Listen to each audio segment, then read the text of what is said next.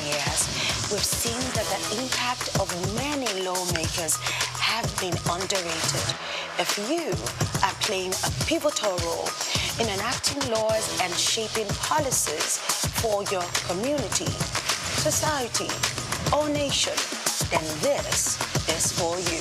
The People's Choice Legislative Excellence Award celebrates the individual achievement of lawmakers who have worked tirelessly to enhance the lives of their constituents and contribute positively to their entire well-being. And if you're wondering where this will be taking place, it will be taking place at Radisson Blu Dubai Creek on the 25th of September 2025. To take part in this award, all you have to do is send an email to SOUQnexus.com or send a message to the WhatsApp number scrolling on your screen. We want to see you at Radisson Blu Dubai Creek. Wouldn't you rather be there?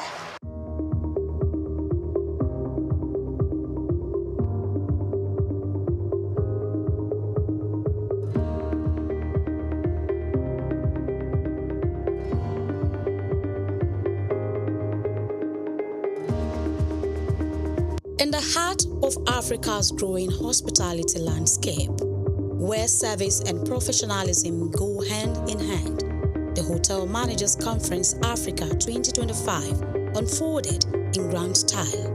Held on the 28th and 29th of June at the Lagos Continental Hotel, the two-day gathering welcomed top hospitality professionals, experts, students, and stakeholders from across the continent. Hosted by Sunday Olubenga Omotayo, the conference was a celebration of growth, excellence, and the power of local talent. Welcome to Lagos. Welcome to Africa. Welcome to the future of hospitality. In this, professionals who have turned challenges into success, created unforgettable guest experiences, measurable growth. You are not here by chance. You are here because you recognize that the hospitality landscape is evolving faster than ever. What worked 5 years ago may be obsolete today, but those in this room don't just keep up with change. You lead. Talk to someone, you lead. This is more than a conference. It's a movement. A movement to raise the standard of African hospitality and prove that we don't just follow global trends. We set them. Put your hands together and put it up. So, be present. Don't be distracted. I've seen distractions already. Hard questions. The first professor of hotel management and tourism is here, Professor Wasil Babalola. Walk up to him and say, I ask him hard questions. Dr. Belinda is here, who is a big name when it comes to hospitality in the world. He's a global player. Hard questions. Build connections.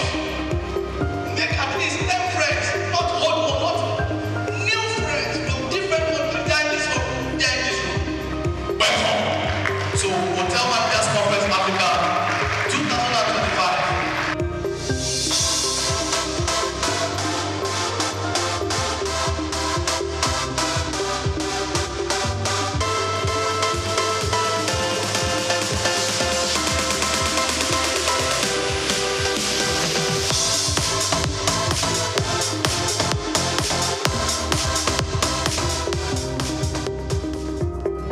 Adding to the event's impact was the presence of Femi Wash Limited, whose media subsidiary, Souqnews Television, served as the official media partner, offering live coverage, red carpet interviews, and podcast sessions that amplified the voices and stories shaping the industry.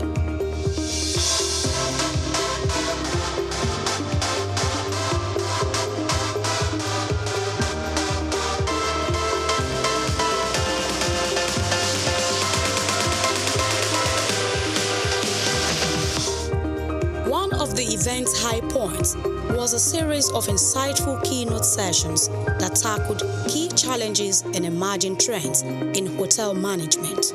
Professor Wasiu Babalola, SVP Africa at Content Worldwide Hotels, Turkey, and Academia with Atiba University, Oyo State, Nigeria, shared a thought-provoking address. Ahmed Raza, District Director, Nigeria, Radisson Hotel Group, shared insight on hospitality in Africa, driving excellence through local talent, highlighting the importance of investing in indigenous professionals for long-term growth. Dr. Belinda Nwosu, FIH of Lagos Business School, also gave a powerful talk on the future of hospitality, integrating global standards to drive excellence. Other speakers included Dr. Michael Pinda, General Manager of JS Signature Hotel, and Dr. Iyaduni Badebo, Director of Sales and Marketing at Eco Hotels and Suites, who contributed to discussions on hospitality development across the continent. It's a pleasure to be here. Every one of you in this room, you are a gift. Thank you for the work that you do. A round of applause for yourself. I was reflecting this morning, thinking about how long I've been in the industry. Since 1998. Some of you were not born. And this is just an honor to be here and to see how far this industry has come over the years, over the decades.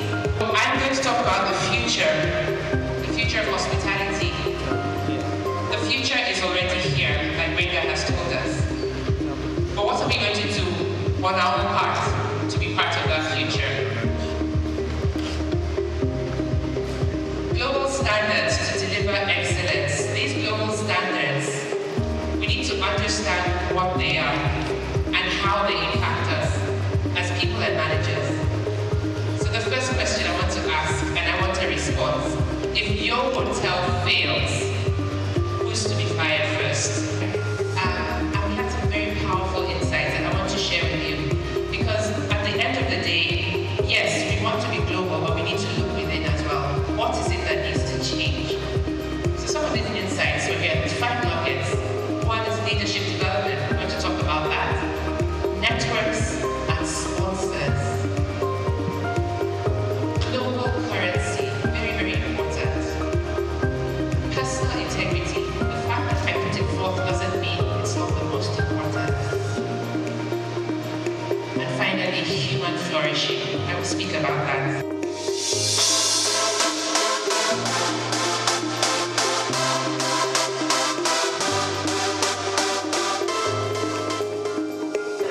Event has been very good. It's growing every year.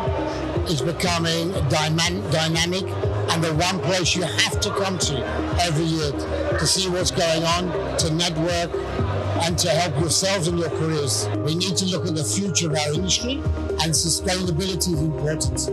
This event is, I would cap it as a storytelling of Nigerian hospitality. Started with various events in different parts of the country, and now it has now metamorphosed into Hotel Managers Conference Africa.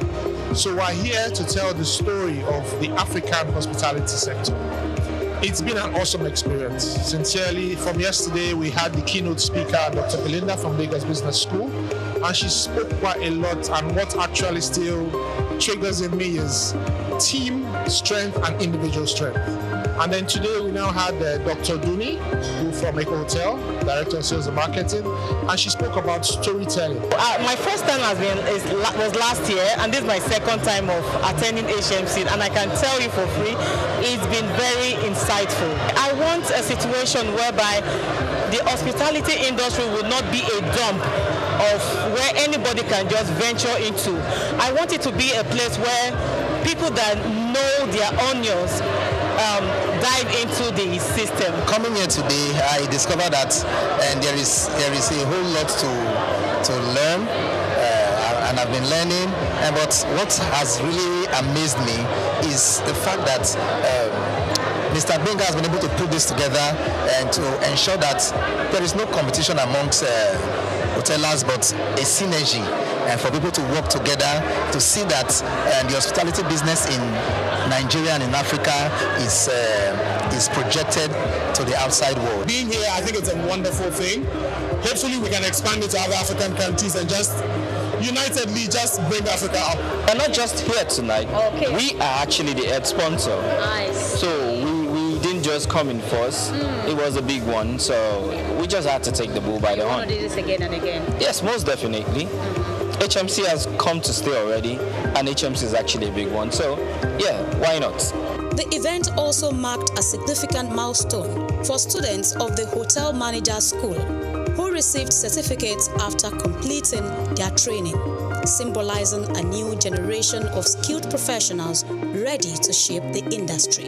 The event has been a very impactful event. It has been a very knowledgeable event. It has been an event that we need to even have it for a week long to carry on for 1 week, because it has been an event that a lot of things have been taught here, especially when I listen to the presentation of the keynote speaker, somebody like Dr. Belinda. Dr. Belinda talked so much about the hospitality, and she shed more light of some things that we have been neglecting without knowing that that's what has been. So this event has been so much impactful, and we listened to Dr. Panda speak, and it has been so much impactful, and all the speakers for this event, they have shared knowledge. The 7th edition of Hotel Managers Conference has been remarkable. It's been educating, informative, and transformative. And it's just been a wow. And a big shout out to the organizer, the convener, Mr. Lukwenga Sunday Ombatayo, the veteran consultants. This is my second time in this event, and I am very, very happy to be here, because here it's an avenue to express and get more experience, especially in the hospitality industry. We believe in growth, and I want to see the hospitality growing from this level to the next level. So we're here to learn, to relearn, and to unlearn. We've been into hospitality for years, so we know things have been evolving, things have been changing, so we are here to learn, to relearn, and to unlearn. Why we are both here is because hospitality is a very vast industry.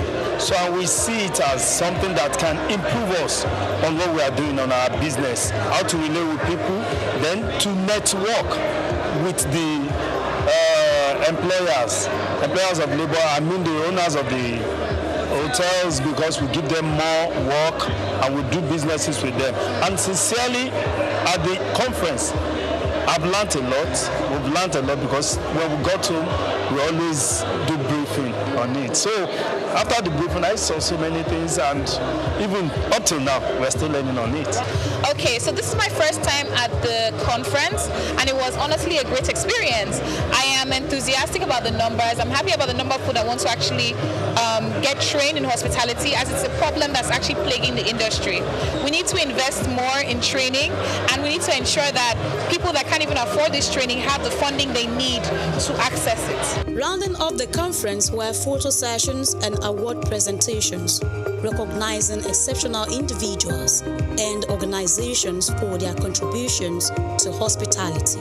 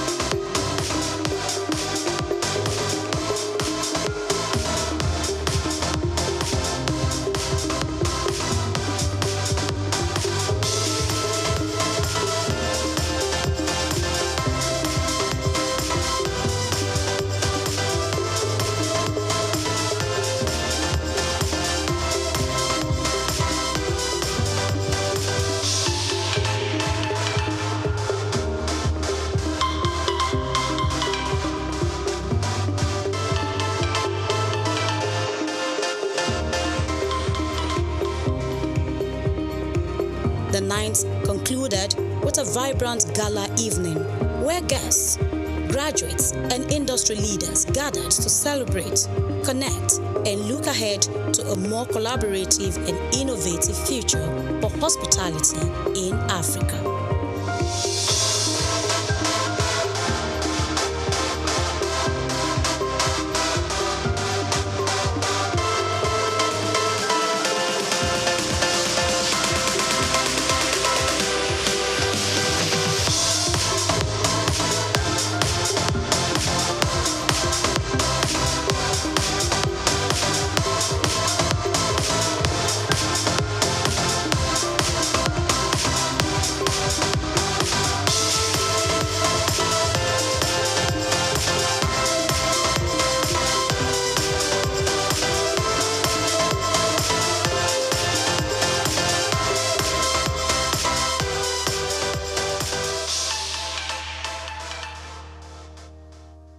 Grace Komolafe, Souqnews TV.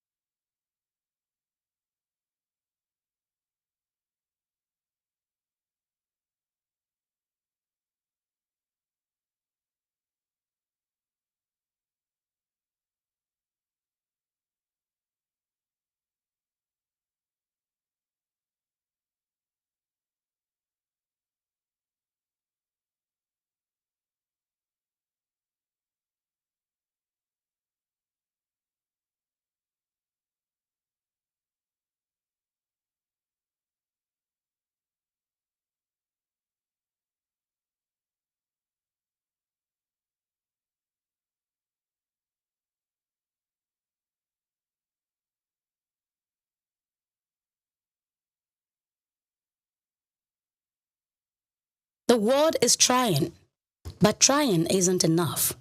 Nearly every nation backs the SDG, yet half the world can't afford to deliver them.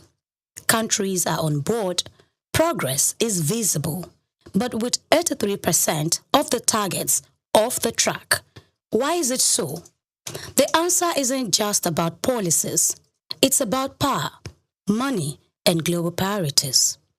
As 2030 draws near, the world faces critical moments in the journey towards achieving the Sustainable Development Goals, with challenges and opportunities unfolding across every region.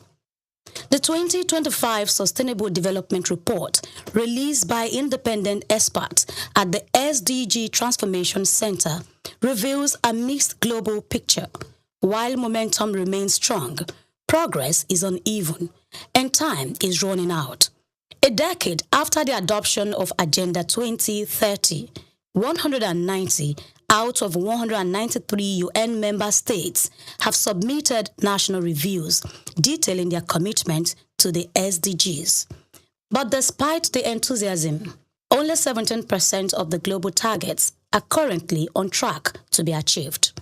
East and South Asia remains at the forefront of progress, while countries like Benin, Nepal, Costa Rica, the UAE and Saudi Arabia already made significant gains within their regions.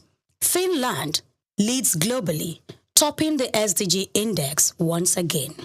In contrast, the report highlights troubling disparities. Barbados ranks first in support for UN-based multilateralism, while United States ranks last, following its recent withdrawal from both the Paris Climate Agreement and the World Health Organization.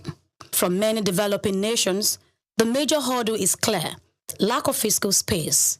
With half of the world population living in debt-constrained economies, the ability to invest in health, education, clean energy, and infrastructure is limited. Yet, there is hope. The report put forth that sustainable development offers high returns, especially in emerging markets.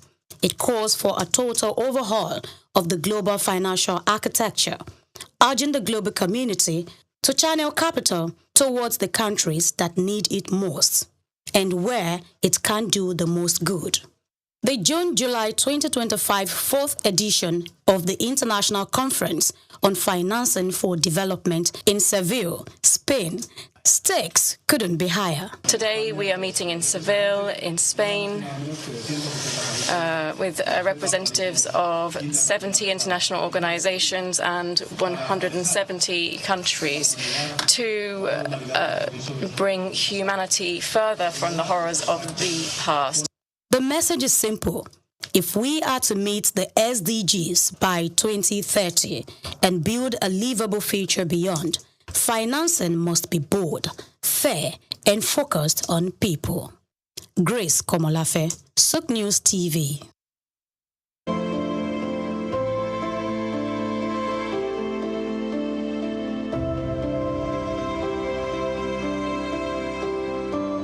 When most Nigerians hear about anti-graft agencies, fear is the first response, anxiety over investigations, raids, or sanctions. But the Independent Corrupt Practices and Other Related Offences Commission, ICPC, is showing a more collaborative face, one that seeks engagement and partnership to foster integrity across public institutions. The message came to the fore during a courtesy visit to the National Orthopedic Hospital, Igbobi, Lagos, where the ICPC Resident Anti-Corruption Commissioner for Lagos State, Alexander Chukura, led a strategic conversation on collaboration, ethics, transparency, and institutional accountability, received by the hospital's acting medical director, Dr. Wakil Lawal. The visit focused on sensitizing management and staff on the importance of ethical conduct and risks of practices that might attract the Commission's attention. ICPC is the police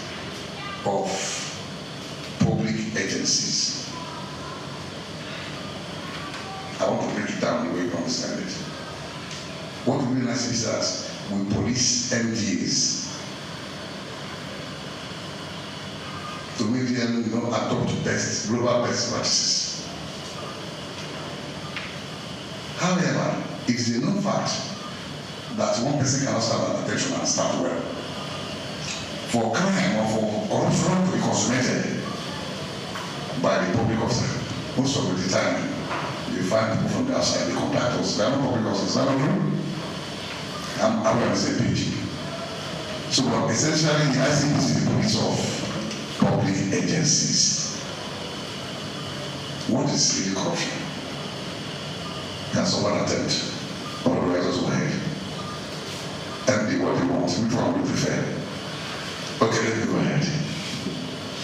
There are that complex term, corruption, has been seen by different people at different times from different perspectives. But I'm going to still break it down. Corruption aptly refers to an abuse or a misuse of position of public trust to confer an unfair and undue advantage to oneself, to one's relative, or proxy, which may not necessarily be financial. Anything you do to abuse or to misuse that position of public trust for your own gain and for others is corruption. So, the point I'm saying here is that if we have that at the back of our mind, and ICPC is the police of the public agencies, what about the EFCC? The EFCC came after ICPC for purposes of specialization, economic and financial crime. A key moment of the engagement was an open question and answer session where concerns were raised about perceived bias in enforcement, particularly when some political actors appear untouched, while public servants are often held accountable. The commissioner clarified that the ICPC investigates based on issues and petitions, not status. While he noted the section of Nigeria's constitution which offers temporary immunity to certain office holders, he stated that this immunity elapses once they leave office, after which credible petitions are duly investigated. The leadership of the hospital present were also encouraged to see the ICPC not as a threat, but as an ally in strengthening systems and protecting public trust. Chukura emphasized that internal mechanism is not enough in fighting corruption. Rather, it requires alignment with global best practices. He urged public institutions to adopt transparent documentation and compliance protocols, stating that the absence of proper records can be just as detrimental as misappropriation of funds. As able to address some areas of concerns and also improve our knowledge on things that we actually don't take cognizance of. More importantly, in some situations, the officers or the executive or the head may not necessarily committed any offense. But from your statement today, I will deduct that keeping good record is also as important as non-being corrupt. And so this is also things I want some of my colleagues and myself also learn from. ICPC or EFCC will not be there when we are getting transaction, but it's the document we're going to send to them. And so it becomes an important aspect of our work. Hope this will also improve our practice. So thank you. Your statement today has contributed a lot. And we don't have any ICPC. ICPC is our friend. And I'm sure we'll keep the channel open. Speaking with Souqnews TV, the commissioner reiterated the need for ongoing partnership across key sectors to foster greater understanding of the commission's work and improve public trust. He expressed optimism that in a few years, ICPC would achieve significant milestones in building a more accountable nation. It's a tradition in ICPC for us to go to strategic stakeholders. We go to the place to tell them what to preach the anti-graft crusade. So at the end of the day, we have a better nation. Because on the stand of insight, it's been discovered that Nigerians, the citizens, have suffered. There's a lot of apartheid indifference about the anti-graft crusade. So it's this conscious effort by the ICPC to now begin to, make people get a buy-in for that to be part of the whole crusade. We'll go everywhere, especially government, that's the MDAs, so that we can galvanize support, so we can educate the people on the ills of corruption. We're not there yet, but with the present board, the end is very near. At the end of the session, the ICPC handed essential materials, including the ICPC Act, a handbook of frequently asked questions, and a guide on the consequences of unethical behavior to the director. A symbolic award was also presented as a sign of the ongoing cooperation. This visit forms part of ICPC's broader strategy to build institutional integrity and promote responsible service delivery across the public sector. Grace Komolafe, Souqnews TV.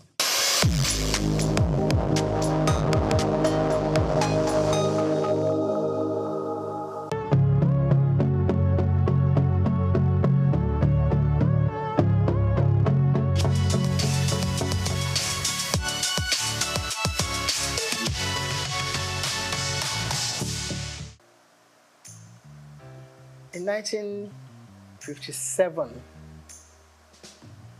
just a greenhorn, leaving school and looking for a job, going into broadcasting was something that I dreamt of. But that's only meant going into radio, because my old school, Holy Child College, still on the same site in Obalende, 2 streets away from the old NBC. I still can't forgive whoever changed the name to something else that is being called now FRCN. Because if the BBC remains BBC 100 years after the founding fathers, dreamt of starting television, radio from, all the war years and learning a bit from America. It all started from America. Because we were taught about all this. Every time they took us from school to take part in, school's debates on radio, we just walked across. It's all in Obalende and Ikoyi, Balende/Ikoyi. So I dreamt of doing something along the line. And then one of my teachers left us high and dry. He went to be a newsreader on radio. Marie Tabio, who later became Mrs. Irikefe. Then we had people like Tung Adedoyin and SOUQ. We used to listen to them on radio on the old, you wouldn't know anything about that now, the rediffusion.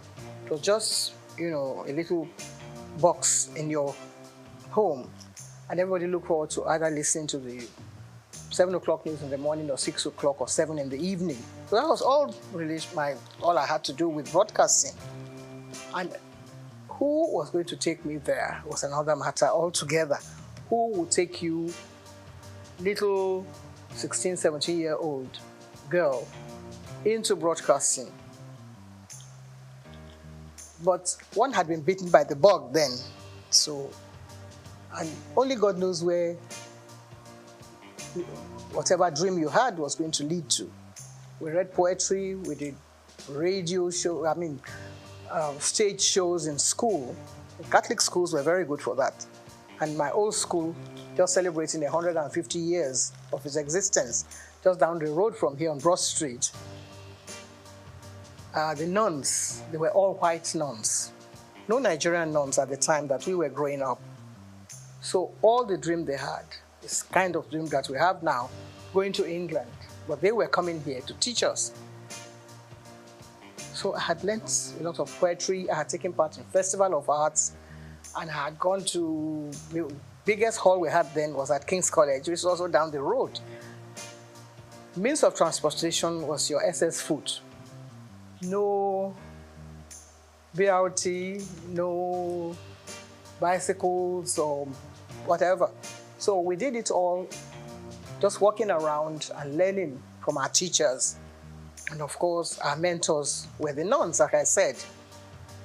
So in my wildest dream, there was no way that I was thinking of going into anything like broadcasting. That is going back to answer your question.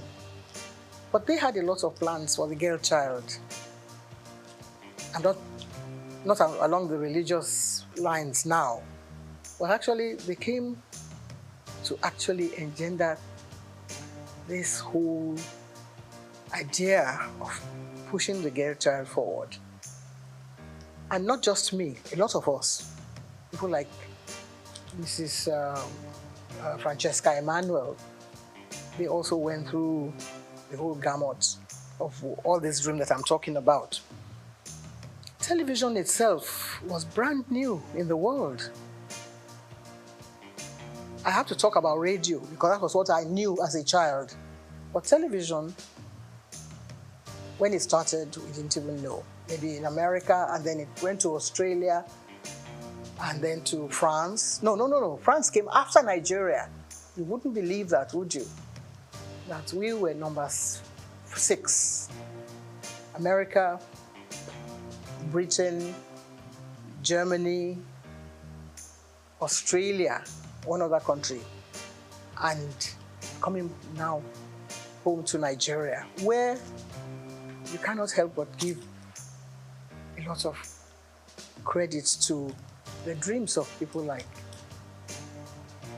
the late Chief Obafemi Awolowo and one of his ministers then, Chief Anthony Enahoro. So that's how I believe this whole package was placed on their laps and sold to Nigeria, to the Western Nigeria government. On the radar were lots of other people like me who had dreams about becoming Miss Nigeria. So maybe that will now give you a little background about how I took part in the Miss Nigeria pageant, Western Nigeria, and I became Miss Western Nigeria. Somebody must have fine-tuned some little knot somewhere and said, okay, you probably might be able to deliver. Because you are being interviewed when you go before the panel of judges. And somebody must have said, okay, that's a good material, you can come and take part in this. Before then, we had other people, Anike Agbaje Williams, Poliola Sokwe, who were working on radio. My dream was to work in radio, but then I missed that. And I was nursing, that dream of still going to radio. Never knew what television was all about. So maybe that answers your question, I'm not sure. But I took part in the Miss Western Nigeria pageant and I won. Took part in the Miss Nigeria contest and came second. So that meant that I didn't win,